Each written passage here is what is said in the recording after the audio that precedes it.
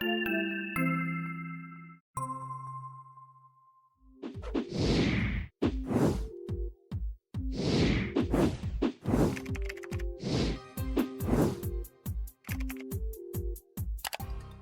back. So last week we talked about spanking and we talked about, the way the parents use consequences. But today we're going to kind of back up a little bit and talk about behavior in general and what is often referred to as the ABCs of behavior. Right. We talked last week about spanking in particular, but spanking as a consequence for the child's behavior, a way to change behavior. We use spanking as a way to either change behavior, or some parents use spanking to what they refer to as get the child under control, under stimulus control, get obedience, show the child who's boss, all these different reasons for spanking.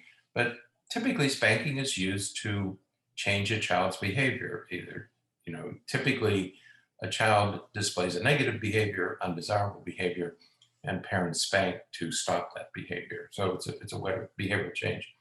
But spanking or spanking seen in that context is a consequence. Right. But consequences are part of a larger method or way of managing children that is often referred to as the ABCs of parenting. Well, it's one part of the sequence of what a behavior is, or when we see behaviors, it's there's the consequence or the punishment or the reward even. It is just 1/3 of the entire mechanism that maintains a behavior. Right. And that's what we wanted to talk about today. We wanted to expand the discussion some to the entire spectrum. The ABC is the entire, spanking is the consequence. But consequence is part of a larger context that we want to put behavior in. And so we want to emphasize children. Last week we emphasized spanking children because if you hit an adult, you're charged with a crime. Right. And if you spank or hit an adult, if you spank somebody else's child, you could be charged with a crime. The only place, ironically, where there are exceptions is if state legislatures permit school officials to paddle children. You can't use your hand. Right. You can use an object. Which is worse. Right. So the place we send children to get educated is the only place left where they can be physically punished, corporal punishment. So a bit of an irony there, but we'll get into that later. So when we talk about the rationale for spanking, typically we hear things like, I was spanked and I turned out okay. Yeah. Other parents say, well, you have to have consequences. You have to show the kid, and it's necessary to teach kids a lesson. How else are you going to get these very important lessons into kids? And many people talk about, use religious, biblical admonitions, spare the rod, spoil the child, that sort of thing, that there's almost this obligation. But as we were talking last week, there's 4 things about spanking. When we hear people say, well, I was spanked and I turned out okay. First question that comes to mind is, who decided that you were okay? I appreciate, but. Well, not just that who decided, are you okay? But the big question that I always ask is, sure, okay, you turned out okay, but did your parents have to spank you in order for you to turn out okay? And that's the other issue. Could it have been done some other way and still done the same? Right. And the second, last week we talked about that longitudinal study that was reported in the Lancet that shows that not only is spanking not necessary, it may do more harm than good. Right. Okay. Many parents are, well, I have to have consequences. I have to do something. And we have to teach kids a lesson. We have to teach them who's boss. We have to teach them to obey. Okay. So what we wanted to talk about, therefore, is to expand the discussion beyond spanking to consequences in more general terms. Okay. Right. And we have no disagreement with that. We absolutely believe that consequences are absolutely an essential part of child rearing or classroom management. But consequences are just one of the tools that parents have. Right. And for some reason, you get the feeling that many parents and teachers, it's not just parents. Many people have this erroneous notion that consequences are the only tool that I can use to manage my children.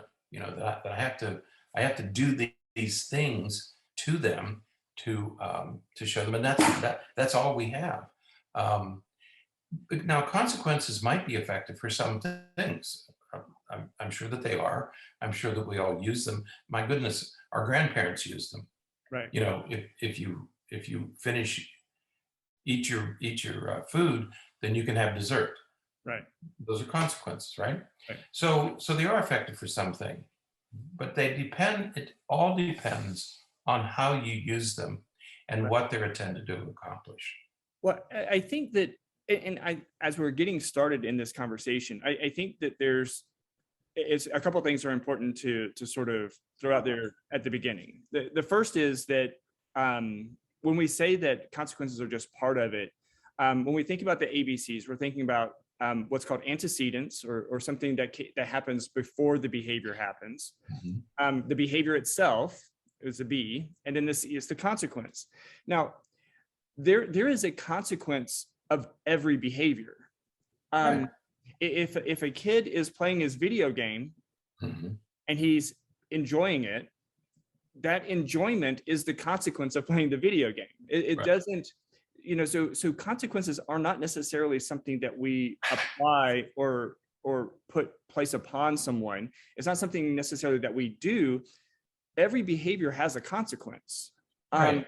So it's not this magical, mysterious thing that just is going to change behavior automatically. Right. Every behavior has a consequence. Right. Because in a very real sense, a consequence is also just our response to the behavior. Right. Well, when little kids will say silly things and adults will laugh. Well, the consequence of the behavior is adults laughing. Right. Okay. So that's a consequence, and the consequences have consequences. Right. Right? Well, So and the very, child does it again. right. And very often the consequence of one behavior becomes the antecedent, or what leads into the next behavior. So using Right. the same example, the child does something, everybody laughs, the kid likes the attention, likes making everybody happy, and so the child does it again. So your laugh triggered or became the impetus of the child behaving again. And so then, Oh, the next behavior. Right. right, Okay. The other thing about consequences is, going back to that ABC model, consequences occur after the behavior. right, They're applied, or they occur after the behavior occurs. right, Okay. But the other thing we want people to understand, what we're asking our listeners to understand today, is a very fundamental difference in the way you think about consequences. right. Because consequences should be applied to a behavior, not to a person. And I think that we've talked about this before on other podcasts, but this is a fundamental, I think, misunderstanding of behaviorism in general. When you go back to the father of behaviorism, or one of the fathers of behaviorism, Skinner, whenever he talked about rewards and punishments, he was only talking about the behavior. He wasn't That's right. talking about the pigeons or the rats or any of the animals or even humans that being rewarded or punished. He was talking about the behavior. And you only know if a behavior is rewarded or punished based upon what happens next. If the behavior is less likely to happen again, that behavior was punished. If the behavior is more likely to happen again, that behavior was rewarded. Mm-hmm. It doesn't necessarily have anything to do specifically with the person. It has to do with what happens with the behavior. That's right. So a spanking, we can see spanking. Oh, a spanking is a punishment. But if the spanking doesn't change the behavior, doesn't change the likelihood of the behavior happening, Mm-hmm. it's not a punishment. Right. Right. In our field, we stand on the shoulders of two monumental figures. One is Sigmund Freud, because he was technically the first psychiatrist or psychologist, if you wish. He was trained, he was a neurologist by training. But Sigmund Freud started something that nobody else had done before. Okay, so whether you agree or disagree with him, he created this movement. The second person is B.F. Skinner. Right. B.F. Skinner fundamentally changed how we deal with each other. Okay. And what B.F. Skinner did, and with all the training that I've had, I didn't appreciate this until much later in my professional life. The real contribution that B.F. Skinner made was to say, stop punishing people and start focusing on behaviors instead of people. Right. Because prior to that, this term beat the devil out of the child. You literally hit the child, beat the devil out of the child because kids were possessed. No, he said, no, it's not about the child. It's not about punishing the child. It's about changing the behavior. And so he redefined the word punishment. Right. I think prior to Skinner, punishment was physically hurting somebody, or emotionally or physically or verbally hurting somebody. Right. And B.F. Skinner said, no, it doesn't have to be that. Let's use the term punishment to say we're going to reduce the behavior. Right. Or eliminate the behavior. Okay. Yeah. And that does make a big difference. It makes a huge difference. Right. Because you're looking at it's the focus. And as things progressed in the field, we started to really be interested in relationships, relationship between the parent and the child. And of course, punishing the child as opposed to punishing the behavior, punishing the child negatively affects the behavior, negatively affects the relationship. Right. And so that's why we kind of got into this phase now of trying to avoid that idea of punishing the child. Right. We need to focus on the behavior.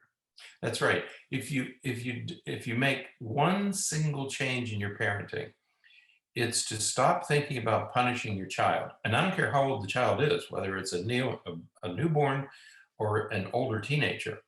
Stop thinking about punishing the child and start thinking about punishing the behavior. Focus on the behavior. If you focus on the behavior, you're not going to hurt your child. You're not going to damage any relationships. Okay. We have to stop thinking about, well, I have to punish my daughter, or I have to punish my son, or I have to punish anybody. Right. Stop thinking about people. Conversely, stop rewarding people. Right. And instead reward behaviors. Focus on behaviors and how can I get the behavior to increase? Alfie Cohen, the name Alfie Cohen comes up. Alfie Cohen is a journalist essentially, but is also a parent. And he's written volumes on we shouldn't reward children. Right. Okay. And people have a hard time and we shouldn't punish children. And we have a hard time grappling with this notion of you don't reward children. But I think all Alfie Cohen is saying is that is the same thing we're saying, is don't reward or punish people, reward and punish behavior. Focus on the behavior rather than the person. Right. Another author who's written a lot about it is Daniel Pink. He wrote a book called Drive, and it's talking more about business applications, but reviews a lot of literature that talks about, rewards and punishments don't work. That is a very basic, if we want to use the word primitive, approach to managing behavior. Right. And so it's, but again, when we're thinking about consequences, we have to think about what's happening with the behavior, not the person, but what's happening with the behavior. And consequences are meant to either increase a behavior or decrease a behavior. It's going to do one of those two things. And so, it can get really complicated if we want to get into the all the minutia, but you can apply a consequence by either giving the person something as a positive thing, what's positive reinforcement or positive punishment even, or we can change a behavior or apply a consequence by taking away something, which which is of course called negative. So you can, we want to reinforce a behavior, increase the likelihood that it happens again, or we can punish a behavior and decrease the likelihood of it happening again.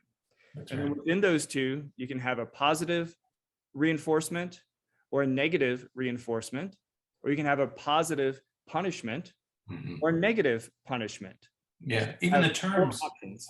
right? Even the terms are odd because when we teach this and we say to students, well, this is positive punishment. And we say, wait, how can you have both positive? Well, because we're using those terms differently now. Right. And this is part of rethinking how you're going to deal with your children. A positive punishment, it's positive because you're giving the child something. Right. And it's punishment because the behavior is decreasing. Right. So if we want to think about it in really bizarre ways, if you want the child to stop a behavior, and for them to stop a behavior, you give them something. Right. That's called a positive punishment. You're Right. decreasing the behavior by giving them something. Right. Okay. All right. A spanking is a positive punishment. Right. Because if it works. If it decreases the behavior, right? If you again, it can get complicated, and I don't want to make it more complicated. But if your child is screaming and crying in the grocery store aisle because they want some candy, if you give them the piece of candy, that's a positive punishment. You're giving them candy to stop the crying at that moment. But what we know happens is in the long term, the next time you're in that aisle, the child's going to cry again. That's right. Because the child knows that if they cry, they're going to get it.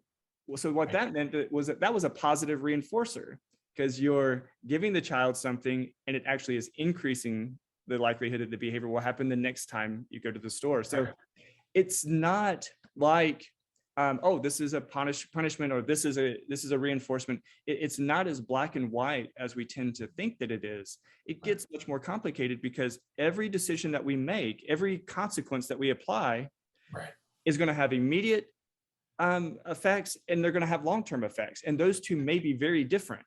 That's right. And so we say it's equal parts behavior management and common sense, right? Because you're going to stop the crying right now, right? But you're going to be facing this again in the future. Common sense tells you, I'm going to have to do this every time. I'm going to have to do the same thing. Absolutely.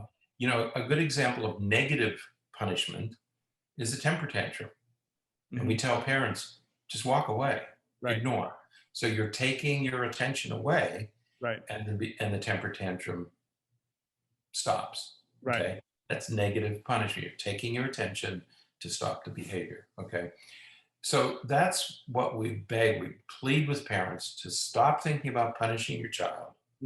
And every time I say that, the phrase "take her phone" comes to mind. Right. Because that's what many parents say. Well, I have learned that if I take her phone, she'll do whatever I want. Okay. So what you're doing is you're taking something away to either increase or decrease her behavior. So you're kind of doing this, but you're doing it in a less thoughtful way than we would like for you to. And we want to talk about using the same techniques, but using them more wisely, more mindfully, and more effectively. Right. Yeah. So again, we could do a whole podcast series on how all of these work and everything. When you have your child on restrictions, and they're not allowed to drive, or they're not allowed to play their video games, and then over the next couple of days they behave really well. They do all their chores, they do all the things that they're supposed to do. And you say, man, you have done such a great job over the last couple of days. I really appreciate how much you've helped. You know what? We'll end your punishment early. You can go ahead and play your games tonight. That's called negative reinforcement. All right. Yeah. You took away the punishment. You took away the punishment to increase the likelihood that they will continue to do their those good behaviors. That's right. Yeah. So, again, we could do a series of podcasts. So what we wanted. We could and should maybe let us know. So we want to use consequences more mindfully, more thoughtfully. You're already doing this. You're already doing many of these things, What we want to do is we want to refine your abilities to use them more effectively. Okay. So being more mindful begins with, instead of punishing or reinforcing, rewarding your child, we want you to start thinking about punishing or rewarding their behavior. This just switching your thinking from punishing my child to punishing a behavior puts everything in a different light. Right. Now, what are some things that people do that target people rather than behaviors? Well, the first one is spanking. Right. You're going to inflict some pain on the child, Right. either embarrassment or physical pain, discomfort, something on the person. Right. And I keep thinking about, you don't ever want to use your hand, so pick up an object to spank your child, which again, to me seems odd that you would pick up an object to hit somebody you care about. But we'll talk about that in a second. But there's a second one called response cost. Right. And response cost is, I'm going to take something because of what you did. And so you took a dessert that you weren't entitled to, so now I'm going to take away computer time. Right. That's the cost. A parking ticket is a good example of response cost, or a speeding ticket. Well, I think that the importance here is that something is taken with the goal of causing pain or causing discomfort in the child, but it's also, when it's used in the way that we're talking about here, it's used very inappropriately, because usually the things that's taken has nothing to do with what behavior you're wanting to change. Exactly. So if your child, using that example, if your child takes a dessert that they weren't entitled to, or takes a snack that they're not supposed to have at that time, and you take away computer time, or you take away their phone, there's no relationship between those two things. You're just doing that just to cause pain or discomfort to the child. You're not doing that to change the behavior. Right.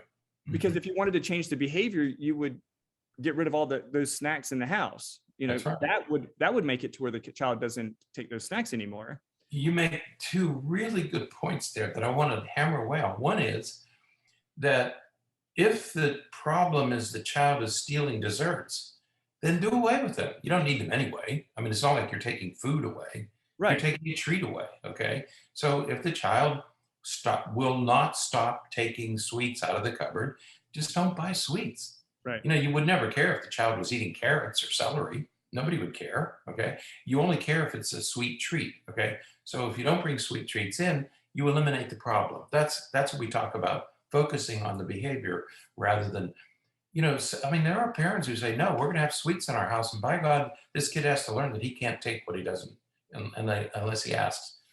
Man, and you're setting up. But it's fine. That's fine. But you have to recognize that you're setting the kid up, and you're setting yourself up for frustration and for these kinds of situations where the child is going to make bad decisions, because kids make bad decisions. Right. Get used to the idea that kids are going to try to get away with stuff. Okay. Right. Most kids. But the second point you make is, it may work to take your child's computer time for taking a dessert. That may work, but what is the cost to your relationship? Right. Okay. My parents say, well, by God, if I take her phone, she'll do what I want. Right. But when you take your child's phone, you're asking for trouble. That's it. What is the cost to your relationship by interfering in that way with their lives? I'm not saying you shouldn't do it, but I'm saying you have to be thoughtful, and you have to say, okay, if I take her phone, she's going to really, really be. Is that the only thing you can do? Right. Well, and I think that what parents don't necessarily appreciate is that kids recognize that those two things are not related. They recognize that you're just doing that just to upset them. And it kind of goes into another way that we know when we are punishing people, targeting people instead of behaviors, is that you're only doing that to show the child who's boss. Right. you only spank a child so that the child knows that you're in control. You only take things away from the child to let them know that you have the ability. How many times have we heard parents say, well, this is my house, and in my house, this is what we do. Okay, you're saying that I'm the boss, I'm the dictator, I'm the one that makes all the rules and all the. And we live in the South.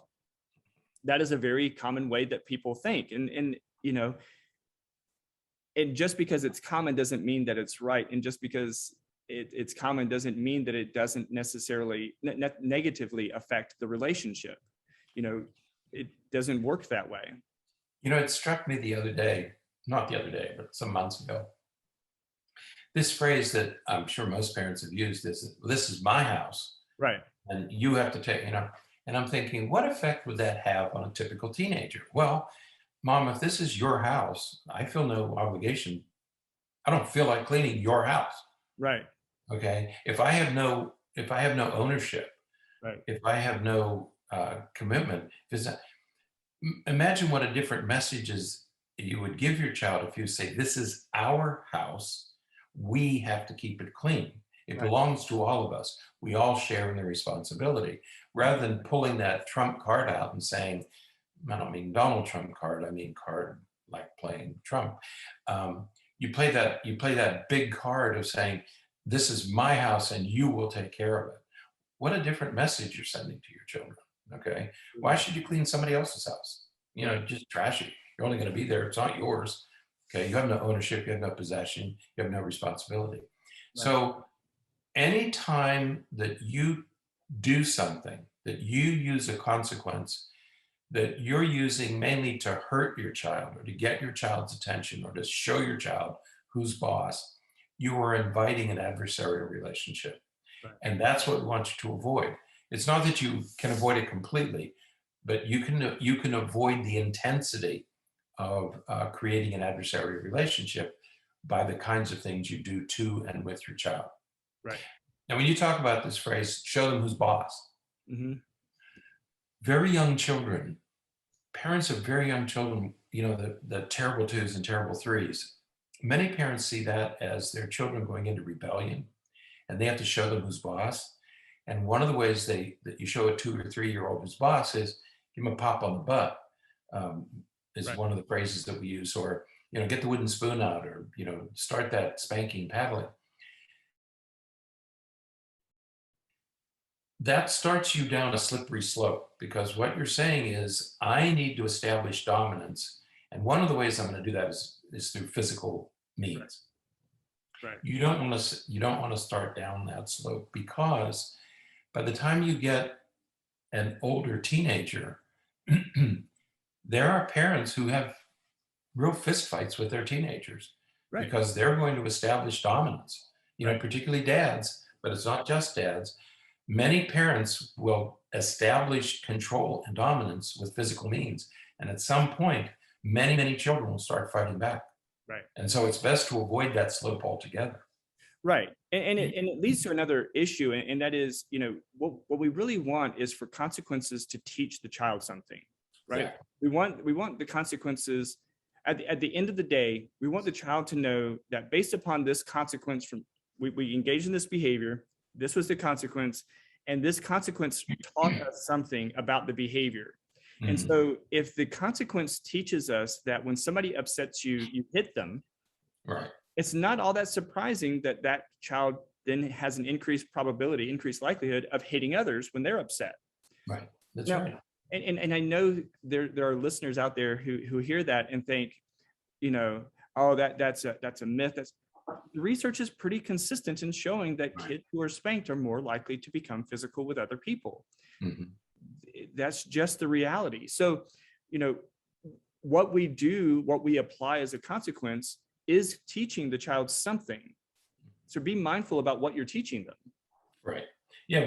We said at the beginning of the podcast, we don't disagree with consequences. Right. But we believe the consequences should teach children something other than who's the boss. Right. I'm in control. This is mine. When we talk about response cost, taking something, are you really teaching anything? The child's learning that, you can hurt them, that you can punish, that, you can create discomfort. But are you teaching anything beyond that?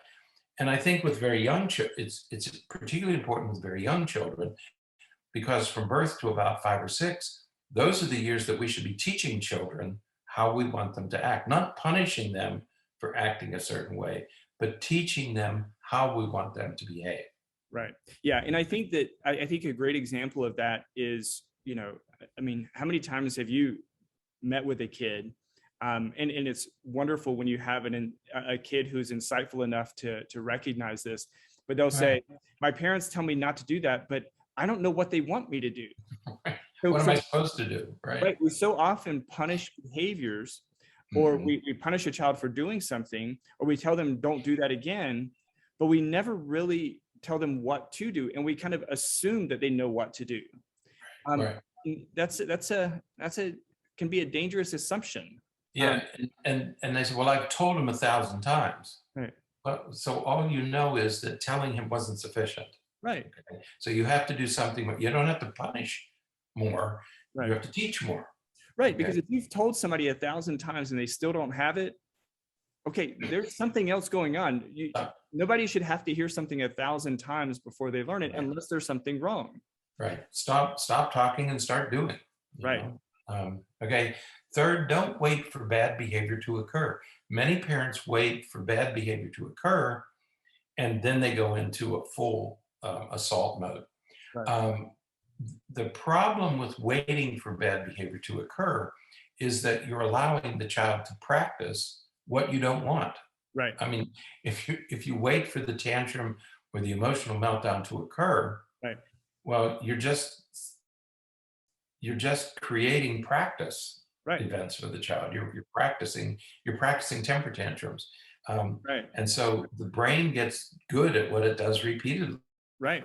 So if you're doing something over and over and over again, you're going to get very good at it. Right. So the goal is to prevent it from occurring to begin with. And so that's why we want to move away from consequences. Right. Now, and I think that the other piece to this, now we're gonna talk about antecedents, the A part of the ABCs. We're gonna talk about that in the next podcast. Right. But I think another piece that we have to think about with consequences is that there are many times that we do things as a consequence, and I mentioned this earlier, that then becomes the antecedent of the next behavior.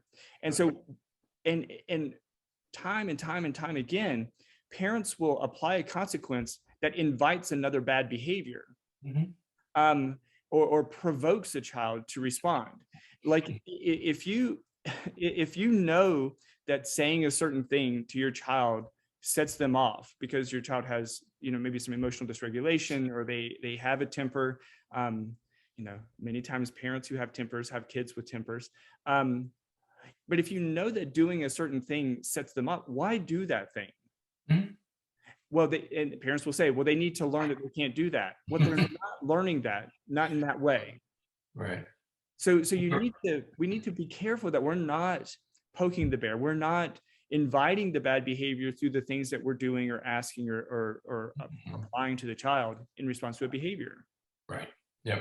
So you don't want to invite bad behavior by tempting kids. I mean, many parents, we used to do a program years and years ago, weight reduction in kids, or changing body shape in kids. We didn't like to talk about diets. And we would say to parents, well, look, you're going to have to stop bringing sweets into the house because that's going to get in the way. Oh, no, I'm not going to do that. This kid has to learn that you can't have them. It's okay for me to eat them. I'm not going to deny. Parents will say that. Right. I'm not going to deny myself or my other kids just because this kid, can't control herself. Right. No, that you're just inviting trouble. I mean, you're asking for trouble. Right. And the other piece of that is that, the parents themselves have such a hard time letting go of those sweets, but then again, they expect the child just to let it go. We want you to exercise you have to learn how to exercise self-control. I'm not going to, but I want you to. Okay. Absolutely. And that's inviting bad behavior. There are cases where people will actually leave items out to see if the child will take it. And then if the child takes it, they come crashing in with a response cost consequence. And so here's the kid thinking, okay, you're leaving it out here. This is some sort of a game we're playing where I'm going to see if I can get away with it. Right. And I might steal and blame it on another sibling, or steal and just keep denying it and say I didn't do it. You're inviting behavior that you don't want in the first place. Right. And you're tempting the child. Why? So you can teach a lesson. Right. Don't start down that path to begin with. Right. And we do that oftentimes with just our questions. If you know that your child wants to go play Xbox, Right. and you know that they haven't done their homework yet, don't ask them, hey, do you have homework? Don't ask them that, because you know they're going to They're going to say no. No, even if they have homework, is pretty high. 98 out of 100 are going to say nope, don't have any tonight. Yeah. So don't even ask the question. Just say, hey, get your backpack out and let's make sure you don't have any homework first. Right. And then you can play Xbox. That's right. Very easy. It accomplishes the same thing, but you're not setting the child up to lie. That's right. I'm going to ask a question to test their truthfulness. Right. You know, like do you have homework or not? Just assume that they do, and let's go out and take care of that first. Then you have free time. Yeah. Okay? And then the last thing is never provoke. We usually say use a non-confrontational approach to parenting. Don't confront. Don't provoke. Kids are human too, and whether they love you or respect you, if you poke them hard enough, they're going to react badly.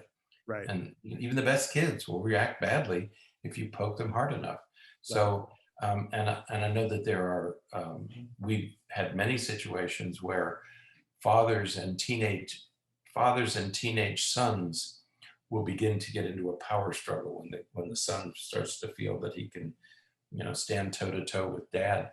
And it's not unusual for boys to do that. I mean, Sure. Most boys don't, but some do. And the dad will provoke the son Right. into becoming, just to teach him a lesson. Right. That's not a good lesson for any kid to learn. Right. Absolutely. Now, one other thing that I do think is important to mention before we wrap up for today is the idea of naturally occurring consequences. Mm-hmm. The most ideal, the best types of consequences are those that naturally occur. Right. But I think that parents many times have a strong misunderstanding of what naturally occurring consequences are. Mm-hmm. So I'll just use a simple example. Let's say that your child is getting ready for school the next morning, and even if it's a teenager, and you have set it up at your house where your teenager is responsible for their own laundry, right? So they have to wash their own clothes and everything like that. And so the child wants to go out out with some friends or something. And when they come out to go out with their friends, they're wearing a shirt that has a stain on it. Some parents will say that a naturally occurring consequence to that is that, well, if you don't have clean clothes, you can't go with your friends. That's a naturally occurring consequence. Well, it's not a naturally occurring consequence if you have to do something, if you have to apply something to your child as a response to what they're doing. So saying you don't have any clean clothes, therefore you can't go out with your friends, that's not a naturally occurring consequence. That's a punishment that you're applying. Right. The naturally occurring consequence would be if they go out with their dirty shirt, with their stained shirt, and they experience some social consequence, to that. Right. Mm-hmm. That people say something to them about having a stained shirt, or that other people will say, you didn't do your laundry, or what's going on with that, or that's the naturally occurring consequence. So we have to be mindful that we're not thinking that we're doing a naturally occurring consequence. So then we're just keep doing it over and over and over again. Right. When we're really just applying a punishment. Right. I think it's Stephen Covey in one of his books talks about, pretty sure it's Covey, who talks about teaching his kids to take care of their bicycles. Mm-hmm. And he always said to them, when you take them out, you got to lock them up. Don't leave them outside at night. Bring them into the garage and all that, teaching them responsibility. And one of his kids left the bike out and was stolen. Mm-hmm. Now, what's the natural consequence? many parents would say, well, I have to punish the child for not doing what I said. Right. No, the natural consequence, you don't have a bike. Right. I'm not going to buy you another one. The natural consequence already happened. It's already there. Use it. Right. Mm-hmm. And so, now, yeah, go ahead. Now you can say to the child, okay, this is a lesson. We talked about this. How do you want to solve this problem? Mm-hmm. Well, I want you to go out and buy me. No, that's not going to happen. I'm not going to go out and buy you another one. I think you're going to have to earn money, decide what bike you want. And we're going to have to set up a plan. I'm not going to give you the money, right? But I'll help you figure out how to earn the money so that you can replace the bicycle. Right. That's a consequence that teaches something. Right. It's not just you're not doing anything to the child. The child made the mistake. The child's paying the price. Natural consequence. And the other piece to that is, and we also don't need to make the child feel bad about it. No. The child already feels bad about it. So instead of saying, see, I told you, you shouldn't have done it. I can't believe that you would do that. No, you just say, right. That sucks. It sucks that your bike was stolen. Why do you think that happened? Well, because I left it out. That's probably why we have that rule that you should put it in the garage every night. So, then you go into, so how are we going to fix this? What are we going to do? And let the child solve the problem. Absolutely. Don't you solve the problem for the child. You let the child solve the problem. That's when consequences start to teach important life lessons. Right. Absolutely. Right. And that's the goal, is to make sure that the consequences are teaching those are important lessons. So. All right. Well, I think that's it for today. In the next podcast, we're going to talk about antecedents, those things that come before the behavior. And so, because frequently parents will say, well, what should I do? If I don't have consequences, what else can I do? Well, one of the things is use natural consequences, use consequences to teach. But in the next podcast, we're going to talk about all the other things you can do before you get to consequences. Absolutely. So, all right, that is it for today. Until next time, stay happy, stay healthy, and forget to be afraid.